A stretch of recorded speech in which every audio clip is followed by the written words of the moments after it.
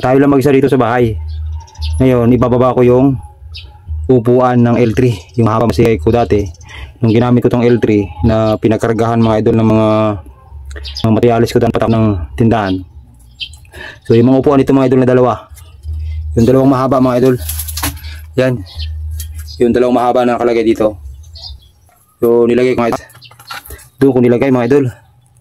Doon mga idol, doon. Taas doon. Kasi masyado siya mahaba. Ngayon mga idol, ako lang mag-isa dito sa bahay. Ngayon, no problema ako kung paano ko siya ibababa. Kasi ako lang mag-isa mga idol. So, susubukan ko mga idol kung kaya.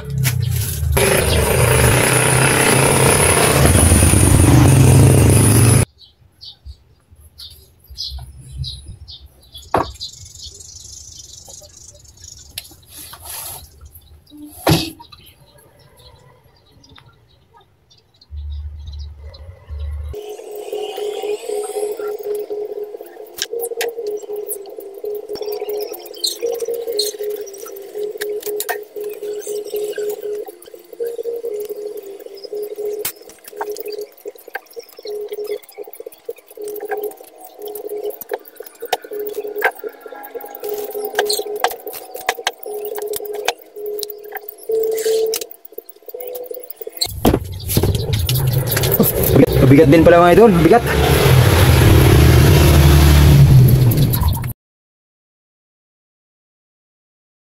Kasi mga idol, maglilinis ako. Ayan o, nakikita nyo. Lilinisin ko na ito. So, itong aming L3 mga idol, ito ay gagamitin ko na araw-araw kasi hindi ko siya nagamit ng mga ilang buwan din mga idol na hindi ko ginamit. Gawa nung pinagkargahan ko kasi ito mga idol dati ng mga simento, buhangin mga idol. So sa gabal yung mga upuan na nakalagay dito sa gilid, sa ano, sa dito sa opposite sa ito dito mga idol, sa ano, dito. Kasi kailangan ko na medyo malaki-laking panghakot mga idol. Kaya ngayon, yan naging itsura mga idol oh. Ginawa ko ng para ng basurahan mga idol oh. Iba-iba na yung kung ano naman nakalagay sa loob mga idol.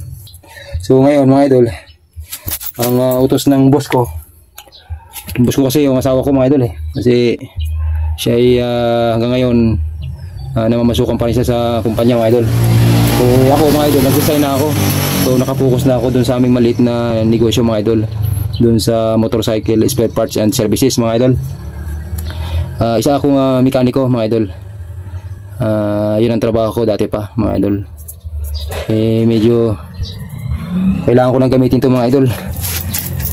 Ngayon mga idol, ang gagawin ko lilinisin ko to mga idol. Tinuutos sa akin ng asawa ko kasi bukas pa kami magsisimula uling magtrabaho mga idol dito sa bahay. Nagpapa-renovate ako ng mga tiles mga idol, saka yung daanan ng tubig galing sa paliguan at sa mga hugasan ng pinggan mga idol. Yun nga, meron akong video mga idol na in-upload na nagkaroon ng clog mga idol, baradong tubo na yun ay galing pala sa mga mantika mga idol na hinuhugas natin, na tinatapon natin sa lababo diretso doon sa tubo papunta doon sa ating manhole mga idol, o imbornal. Kasi mga idol, ito sa amin imbornal yung pinagtatapunan namin. Yung lahat ng mga tubo namin nakapasok doon sa imbornal mga idol. Ay nagkataon na bumara yung imbornal, so yung mga sebo umakyat na umakyat mga idol hanggang sa naperwisyo na kami. Yung aming pariguan na hindi na dumidiretso mga idol doon sa imbornal, so bumabalik na mga idol. Kaya yun, nagdesisyon na kami na ipagawa na. At saka yung mga tiles mga idol, yung granite natok na nag-aangatan mga idol. Kaya sinabay ko na palitan na rin mga idol para bumalik ulit dun sa dati mga idol. Kasi ang hirap, naglalakad ka sa sala, natitisod ka na lang kasi nga yung mga granite nag-aangatan na mga idol. So yun mga idol, ngayon ang gagawin ko, maglilinis muna ako mga idol. Lilinisin ko muna ito.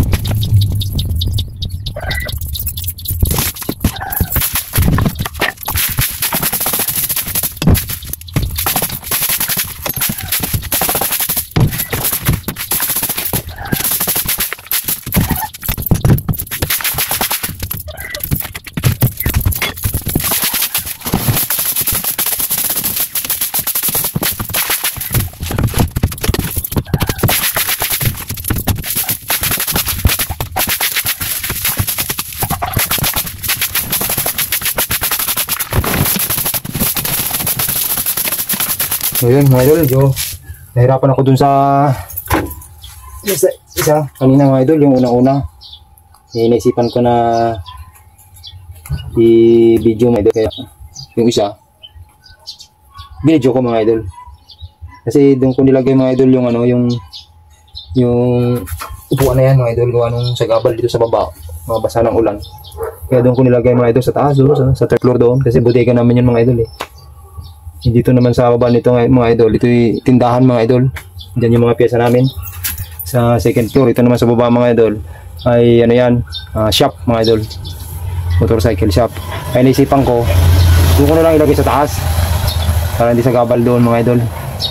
Eh, ang problema ko kanina mga idol, ang pagbaba, dinadaan ko doon sa hagdan. Hindi ko kayang mga idol sa daan kasi sa hagdan kasi makitid mga idol, gawa nung makitid lang yan. Tapos may hagdan pa pag ganun mga idol, kaya nahirapan ako. Kaya naisip ko, dito ko na lang idinaan sa ano. Eh, yung kanina, yung isa mga idol, tagal kong pinag-isipan kung paano ko ibababa kasi ako lang mag-isa. Ako lang naisip na videohan yung pangalawa na mga idol. So, mahirap pag wala kang katuwang. Eh, ako lang mag-isa dito mga idol, pero okay naman, nagawa ko naman ng mga idol. Naging success naman ako. Ngayon mga idol, gagawin natin, maglilinis ako ngayon. Yan, ilinisan natin mga idol, ilinisan ko kasi medyo ang amoy nga, amoy amag. Ayan mga idol, amoy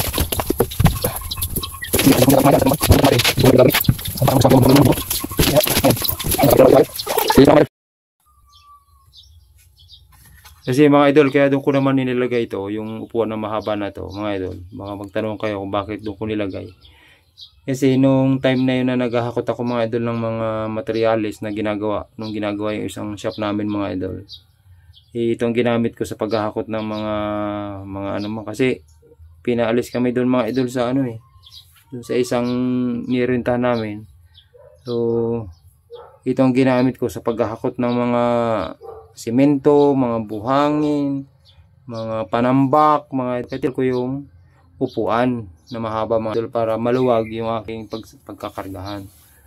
Eh nung tinanggal ko mga idol, doon ko naisipan na ilagay sa taas, pero dalawa kami mga idol na naglagay doon. May katulong ako. Eh nagkataon ngayon mga idol na wala akong katulong. Kaya doon ko inilagay mga idol kasi yun ang maluwag sa amin mga idol, yung taas na yun. Kaya magtataka kayo bakit doon ko inilagay, nagpakahirap pa ako. Hindi mga idol, doon ko talaga inilagay kasi doon ang maluwag. At saka nung nilagay namin doon eh may kasama ako. Eh ngayon mga idol, ako lang mag-isa kaya nahirapan ako. Nahirapan ako. Pero okay naman na mga idol, nakaraos naman na. Nagawa ko naman ng para na naibaba. Kasi iniisip ko rin ako, ibabagsak ko siya, baka naman lalong masira. At kung ihiga ko man doon mga idol, baka tamaan naman yung motor na yan mga idol. Kaya naisipan ko, talian na lang. Ayun, okay naman mga idol, naging success naman. Salamat mga idol. Basura dito sa loob. Yan, kita nyo ba mga idol? Yan. So, wala yung manggagawa natin ng tiles mga idol. Kasi naghihilpil-hilpil ako dun mga idol para makaminos tayo sa ano, sa labor ba mga idol. Eh ngayon wala silang pasok, kung anong may pinuntahan mga idol na importante yung ating isang ano, reborer. Kaya ngayon mga idol naisipan ko maglinis ng sasakyan mga idol para magamit ko na. Yan, yun, nililinis ko mga idol, sinasabunan para bumabong-bango naman kasi alas 3 buwan ko mga idol na hindi nagamit ito eh. Nawili ako sa motor mga idol eh, kaya lang naawa na ako, kaya lilinisan ko mga idol. At para na rin ano, kasi utos sa akin yung boss ko mga idol eh, linisan ko daw itong sasakyan. Nakakawa na daw. Oo nga, nakakawa nga mga idol. Ang boss ko mga idol, yung asawa ko. Yun ang boss ko mga idol. So kaya naman eh, inutusan tayo eh, siyempre susunod tayo mga idol. So yan na mga idol ang resulta. Nalinisan natin mga idol. So yan, ready na. Ready na natin gamitin mga idol. Malinis-linis na mga idol. Malinis na. Yan. Yan ang naging resulta mga idol. Okay mga idol, maraming salamat mga idol.